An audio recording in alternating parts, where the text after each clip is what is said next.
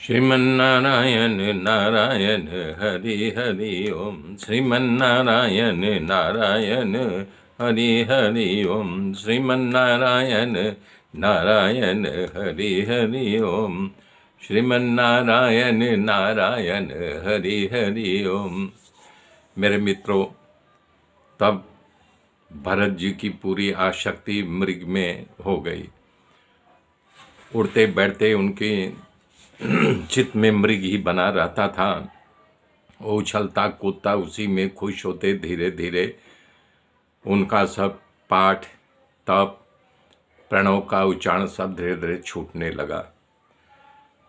अंत समय में एक दिन ऐसा आया कि जब नजदीक आया, एक दिन वो गंडकी नदी में स्नान करने गए। हिरन का बच्चा छलांग मार करके भाग गया। जब आश्रम में नहीं आए तो बड़ा पश्चाताप करने लगे और बहुत ढूंढा। उसके लिए हमेशा चिंतित रहने लगे। एक समय वो आ गया कि अंत समय आ गया। काल अपना निवाला बनाने के लिए भरत जी को निगल लिया, लेकिन उनके चित्त में उस मृग की स्मृति बरकरार थी, तो उन्होंने मृग के शरीर धारण किया। लेकिन योग भ्रष्ट थे। जो योग भ्रष्ट होता है तो ईश्वर की कृपा होती है।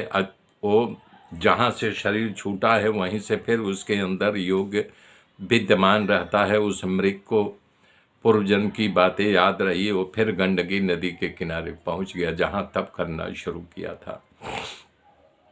वहीं गंडकी का पानी पी करके, जो घास चारा वहीं चर करके अपने शरीर का निर्वाह करने लगा और सोचता रहा, अरे बाप रे बाप, हे भगवान, मैं जिस प्रभु को पाने के लिए राजपाट छोड़ दिया, चक्रवर्ती सम्राट था वो छोड़ दिया, और आज वही फिर मुझे जो है मृग के शरीर को धारण करना पड़ा। मुझसे बड़ा अभागा कौन होगा।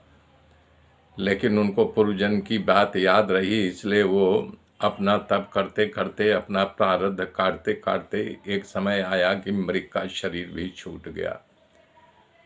जब मृग का शरीर छूट गया तो एक कुलीन ब्राह्मण के यहाँ उन्होंने जन्म लिया। तो उस ब्राह्मण के दो बेटे थे।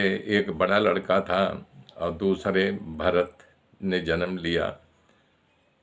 तो पिता ने उसको जब पढ़ने लायक उम्र हो गई तो ले गया वहाँ पर गुरुकुल में दाखिला दिलाए कि हमारे बच्चे ने लायक उम्र हो गई तो ले गया वहाँ पर गुरुकुल में दाखिला दिलाए कि हमारे बच्चे को गायत्री मंत्र का उपदेश दो और सब कर्म कांड सिखाओ।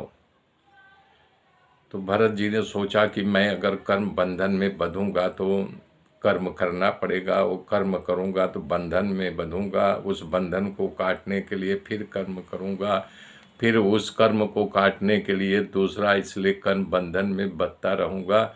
इसलिए उन्होंने नाटक करना शुरू किया कि मैं बुद्धिहीन हूँ। जब वहाँ पर गए तो उनको गायत्री मंत्र तो याद था, उनके अंदर सब था, लेकिन वो नाटक करने लगे कि हमको याद नहीं हो रहा है। मास्टर जो है उनको पिता के बुलाया कि बोला, तुम्हारा बालक तो ये कम दिमाग का है, इसको बताइए गायत्री मंत्र नहीं याद हो रहा है तो क्या कर सकता है। तो पिताजी ने बड़ी कोशिश किया लेकिन वो नहीं याद कर सके। तो जो भरत नाम था इसलिए उनके नाम के आगे जड़ लगा दिए, जड़ भरत कहना शुरू कर दिए।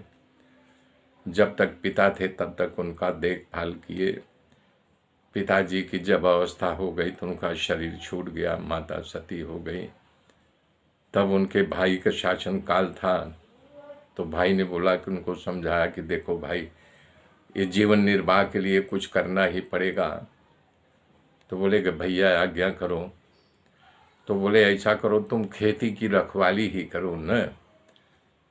तो खेत जो फसल उगी थी उसकी रखवाली करने के लिए भेज दिया। तो वो चिड़िया जब फसल खाने लगे चुपचाप बैठे निर्विकार भाव से देखते रहते कि राम का दाना राम की चिड़िया खाने दो। तो कुछ लोगों ने उनके भाई को जाकर के शिकायत की, तेरा भाई जड़ भरत चिड़िया खाती रहती है, वो निर्विकार भाव से देखता रहता जैसे शून्य में देख रहा था। तो उनका भाई ने उनको उलाहना दिया कि बोले भाई ऐसे नहीं चलेगा। बहुत बार समझाया, बहुत कोशिश की, लेकिन जब वो नहीं माने तो उनके बड़े भाई ने उनको घर से निकाल दिया। मेरे मित्रों, मेरे साथ बने रहिए, आगे की गाथा कल जोड़ूंगा। तब तक के लिए जय श्री राम।